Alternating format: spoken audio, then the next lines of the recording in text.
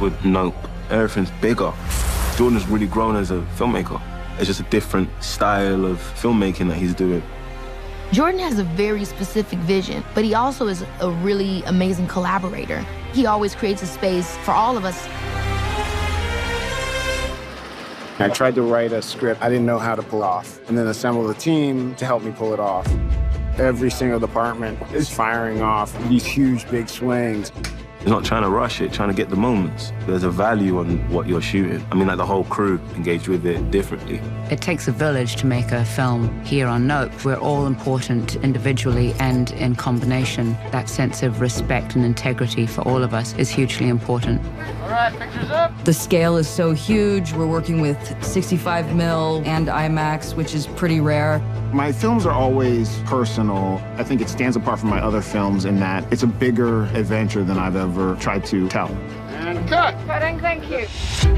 I'm here on my day off because it's a privilege to be on a set like this. Everyone is just titans when it comes to their jobs. There's not that many African-American directors out there with an opportunity to do things at a high level. The way he films, the thought behind it, he hires you for a reason because he trusts you. For me, it's a very surreal experience to be working with Jordan Peele, just to be able to see the mind working. The growth going from us to this film, Jordan pushing not in vain, but why not? And then when you add someone like Hoyta to the equation, there's nothing like it. I could straight away feel that Jordan challenged himself a lot. He showed from the outset that he was not afraid. So it always meant that I had to challenge myself to come up with more interesting ways to tell a story. Every day of this shoot, we were making something new and special, and something that is a testament to why I love movies. And I'll be talking about these days we made this movie forever.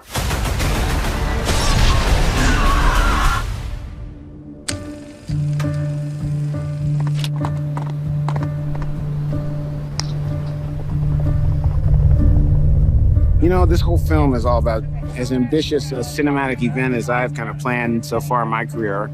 And I tried to write a script that I didn't know how to pull it off, and then assemble a team to help me pull it off. It's just, this is one of these days and these weeks where it feels really good to be a director. I think the most impressive thing about Jordan is that he allows the story to kind of find itself and for it to express itself, and he's kind of open to where it kind of pushes him here and there, and so I'm very thankful. They're the best. What's a bad miracle? They got a word for that. That was my key with this movie, is I wanted immersion. I felt like if everything else fails, if I can get my audience to feel like they're near a UFO for moments, well, shit, they're going. That is a awe and a fear and a wonder we all have from when we were kids. And it's not provided to us enough in film, and not in a way that's satisfying to me.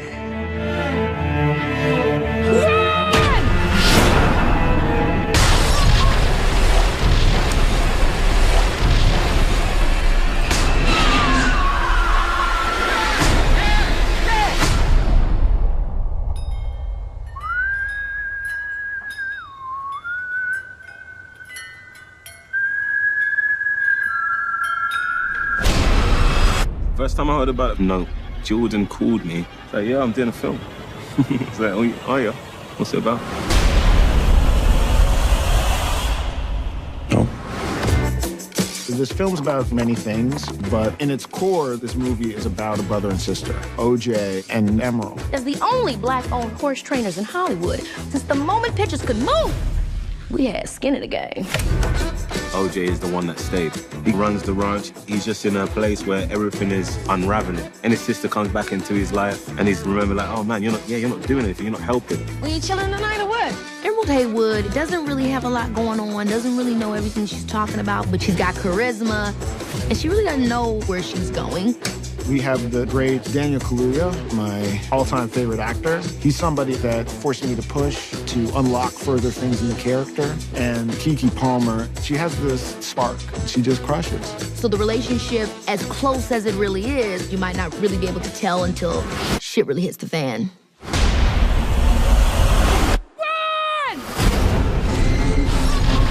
It's about their ability to go from not connecting to acknowledging they have always seen each other. There's just innate love for each other. A brother, sister, being friends, you know what I'm saying, being real. I have rarely seen that. Let's go, boy! I'm trying to save you! My brother is out there! Should I do it? Thumbs up, thumbs up!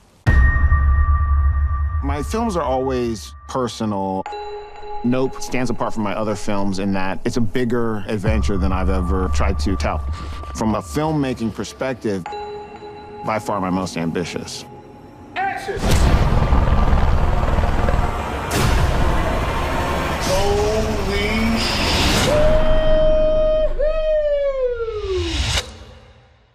What's a bad miracle? They got a word for that. I purposely wrote something without any regard to how possible it was. All right, pictures up. Here we go. Thankfully, the great Hoyte van Hoytema, one of the best cinematographers and the mastermind behind some of my favorite films and favorite imagery, responded to the script and the challenges. It was a very exhilarating ride. Always creative, fun, never scared, and always pushing. In the scope of what we could do, this is made for a big screen. We shot on IMAX cameras, and we were not shy of doing very extreme or crazy things with those cameras. When you're shooting on IMAX, you just know you're doing something cinematically special. The image is so overwhelming, it feels like you're there. I wanted immersion. An awe and a fear and a wonder we all had when we were kids.